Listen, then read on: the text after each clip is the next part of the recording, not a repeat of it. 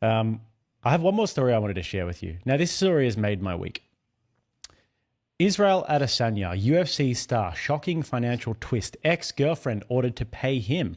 So in summary, UFC champion Israel Adesanya's financial setup where his mother manages all of his assets led to a court ruling that he has zero personal net worth.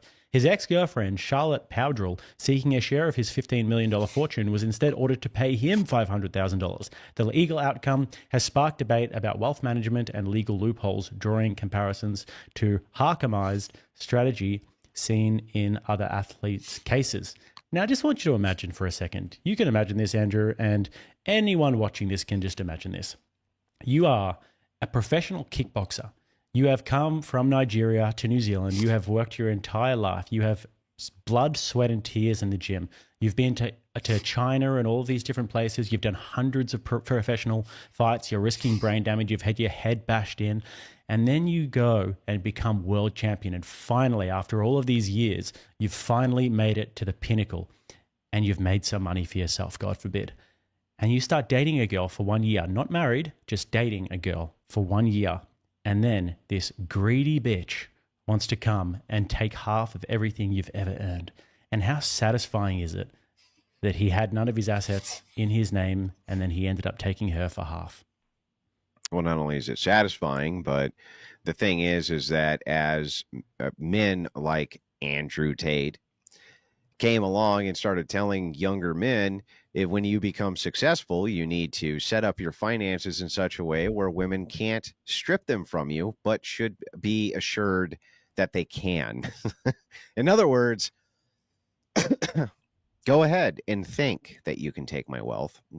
I've made arrangements so that you never can take my wealth. But as long as you think you can, you'll show your true colors very, very quickly. And if that's the case, then I'm protected both ways, right? So it's kind of a brilliant strategy. And yeah, it's very satisfying to watch. And yeah, you know what, chick, pay up. Pay up. It blew up in your face for once, and you happen to be the one. But as that draws more attention, right, women will demand laws get reformed so that they can continue the predatory behavior. That's what they'll do. I guarantee you they're doing it right now. Guarantee right now as we 100%. speak, they're doing it to try to make sure that in the future the evil man can't hide his money from a fucking predatory woman. Right? I guarantee it. The same thing would happen with a footballer called Hakimi, who plays for Paris Saint-Germain. And he had his mum just basically took all of his money, everything that he ever earned. He never had a cent to his name. And then he was married and everything. And then his wife divorced him after a few years and just to try and take him for all of his money. And she ended up having to pay him. But I mean, if there are young guys who are watching, I mean, I've done this with all of my assets and with my brother's assets. We've set up various different trusts and nothing is really in our names. It's all in the names of the corporations and the trusts. But what would you say for young men to be looking out for if they're getting into these relationships and that if they want to make sure that their assets are all tied up? Well, I mean, I would consult with an attorney who would set it up in such a way where I would give them specific instructions. If I were to get divorced or left by a woman, they cannot touch any of this money. How do I go about doing that and have them set it up in such a way where they can't? Simple. Because prenuptial agreements are pretty rock solid if you get the right one, but they're not foolproof. And also, even if you just live with a chick, they can come after you without even being married to them. So the thing is like, you do definitely want to set it up in such a way where they can't access your assets. And if more men did that, there'd be less predatory behavior from women in that aspect.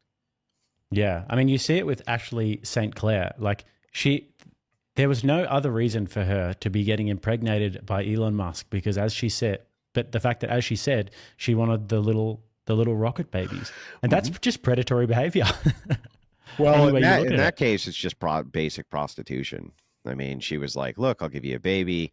You pay for my life. And Musk is like, I don't give a shit. I'm a multi-billionaire. I'll pay for your shit. And I'm sure that she probably had to sign all kinds of shit. I'm sure these women have to sign all kinds of things, like they're entitled to like an apartment with a salary or whatever for taking care of his children. But, but ultimately it's just basic prostitution. It's not even really predatory on her part. It's just prostitution, period. Yeah. Well, men, protect your assets.